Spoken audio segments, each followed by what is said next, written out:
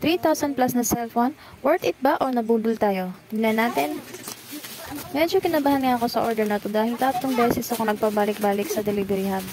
Hindi kasi naibabagad sa truck dahil sa dami pa ng mga pending na parcel na nasa delivery hub, kaya naman 3 araw ako nagpabalik-balik para makuha lang ang parcel na to.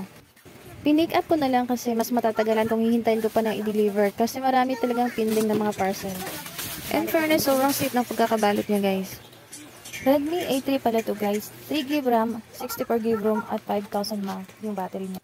Pang third time ko na pala bumili ng cellphone dito sa TikTok shop guys. Mas mura kasi dito sa TikTok shop lalo na kapag sale. Kaya dito na talaga ako bumibili. Kasi maganda rin yung mga nabili ko. Ayan, meron siyang charger. Yung charger niya ay yung kinoconnect sa adapter. Kaya dapat meron kang adapter dyan. Kung wala naman ay bumili ka na lang. Mura lang naman yung adapter ng charger. So ayan lang siya guys, na wala siya ibang freebie. Yung charger lang yung kasama niya. In fairness guys, maganda siya sa halagang 3K plus lang. So ayan guys, no? 3K plus yan guys. At masasabi ko worth the price naman siya guys.